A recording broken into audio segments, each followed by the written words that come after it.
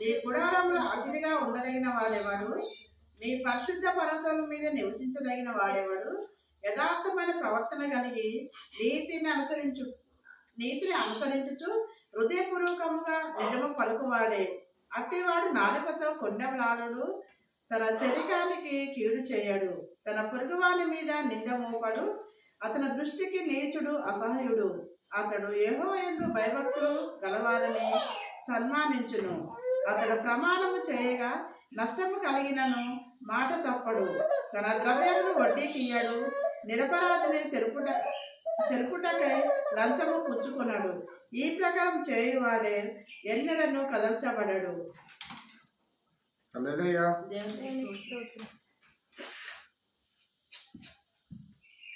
చిన్న ప్రార్థన చేసుకుందాము.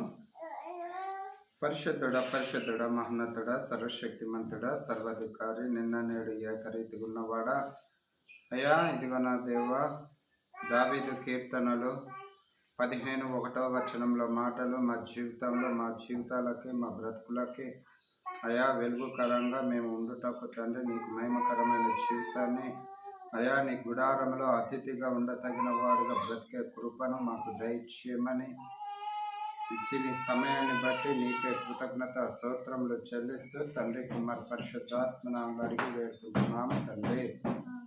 ఆమేన్. హల్లెలూయా. Praise lord. వందనాలు అందరికీ.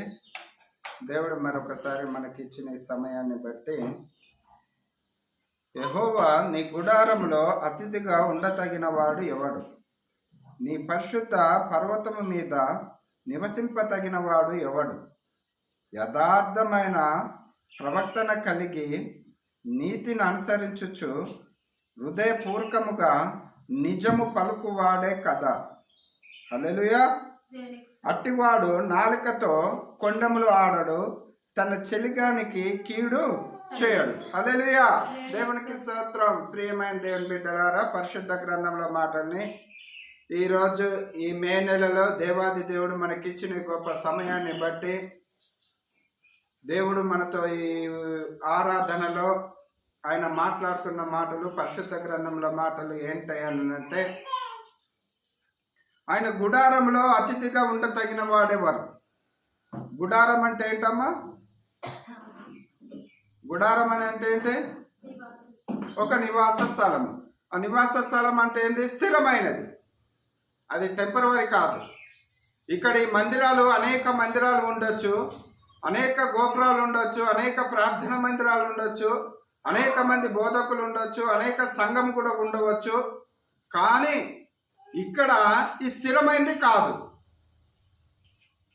మన బ్రతుకు దినములు కానీ, మన ఆయుష్కాలం కానీ ఇక్కడ ఇది స్థిరమైంది కాదు.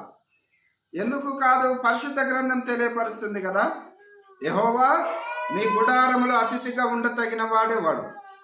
ఇక్కడికి ఎవరైనా రావచ్చు, ఎవరైనా వెళ్ళొచ్చు కదా. ఏ భేదము లేదు, ఏ మతము లేదు, ఎటువంటి వారు అన్నది కూడా అనవసరం కదా. అటువంటి తలంపులు లేకుండా మందిరంలోకి వచ్చి తను ఏ రీతిగా ఆరాధిస్తున్నానన్నది వారి హృదయాంతరంగం నుంచి బట్టి ఉంటుంది. కానీ ఆ స్థలములో, నివాస స్థలములో ఉండదగిన వాడు ఎవడయ్యానంటే అక్కడ ఉన్నది అసలు. మనం ఇప్పుడు ఈ మందిరానికి రానికి అర్హులము.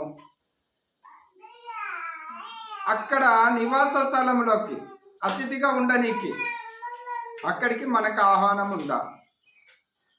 ఇక్కడ దేవుని బిడ్డలమే, ఈ మందిరం మాదే అనేసి అంటాం. మరి మందిరం మనదైనప్పుడు అక్కడ కూడా దేవుడు చేర తీసుకోవాలి కదా. చేర తీసుకోవాలని అంటే మరి ప్రత్యేకమైన మాట ఎందుకు అంటున్నాడు? నా గుడారములో అతిథిగా ఉండదగిన వాడెవడు అంటే ఒక మాట ఏమి తెలివిస్తున్నదంటే, పరిశుద్ధ గ్రంథంలో మాటను ఒకసారి జ్ఞాపకం చేసుకుంటే, యెహోవా నీ గుడారములో అతిథిగా ఉండదగిన వాడెవడు? నిజము పలుకువాడే కదా. నిజము పలుకువాడే కదా అని అంటే నిజం పలకని వాళ్ళు కూడా ఉన్నారా కదా. అబద్ధం ఎంత ఉన్నదో నిజము కూడా అంతే ఉంది. అన్యాయం ఎంత ఉన్నదో న్యాయం కూడా అంతే ఉన్నది. న్యాయం ఎంత ఉన్నదో అన్యాయం కూడా అంతే ఉంది. అక్రమం ఎంత ఉన్నదో న్యాయం కూడా అంతే ఉన్నది. ప్రియమైన దేవుని బిడ్డలారా, ఈ రోజులలో న్యాయం కోసం అన్యాయం కోసం మాట్లాడాలంటే మన బ్రతుకు దినాలు సరిపో.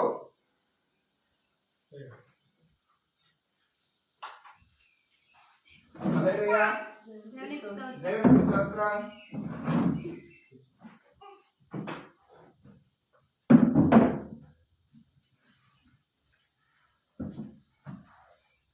హల్లెలూయా.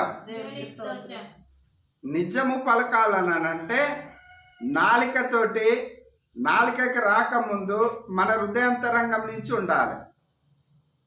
మన హృదయాంతరంగం నుంచి యథార్థమైన భక్తి కావాలి. యథార్థమైనది కలిగి ఉండాలనంటే ఆ వ్యక్తి దేవుని కలిగి ఉండాలి. దేవుని వాక్యానికి లోబడాలి. దేవుని వాక్యానికి లోబడినప్పుడు ఈ భూమి మీద మన జీవిత యాత్రలో మనం కొనసాగుతున్నప్పుడు మన దగ్గర నుంచి, మన నోటి మాట నుంచి, నాలుక నుంచి ఏం మాట వస్తుంది అంటే యథార్థమైనది వస్తుంది, నీతి కలిగిన మాట వస్తుంది, అబద్ధానికి చోటు ఉండదు. కొండములు చెప్పే నాలుక ఇది కాదు. ఎందుకంటే నాలుకతోటి ప్రభువా ప్రభువా అని ప్రార్థిస్తున్నాము, ప్రభువా ప్రభువా అని స్తుతిస్తున్నాము. ఇదే నాలుక కొండములు ఆడుతుంది. ఇదే నాలుక సహోదరుని ప్రేమించదు. ఇదే నాలుక కన్న తల్లిదండ్రులను ప్రేమించదు. ఇదే నాలుక కట్టుకున్న భార్యని ప్రేమించదు.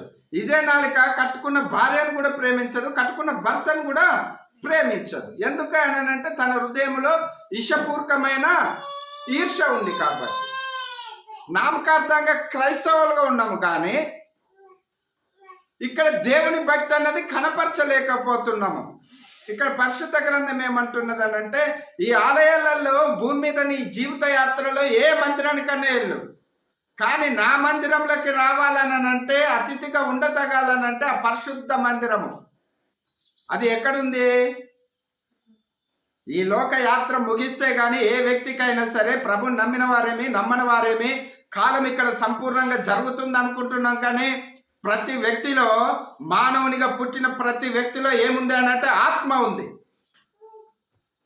ఆత్మ ఎక్కడికి చేరుద్ది? అసలు ఆత్మ కోసం ఆలోచించిన వారెవరు? ఈ భూమి పైన మన ధన ధాన్యముల కోసం పరిగెడుతున్నాము, ఐశ్వర్యం కోసం పరిగెడుతున్నాము, పేరు ప్రతిష్టల కోసం పరిగెడుతున్నాము, ఏదో సంపాదించాలని పరిగెడుతున్నాము. అది అక్రమంగా కావచ్చు, న్యాయంగా కావచ్చు, ఏదేమైనప్పుడు కూడా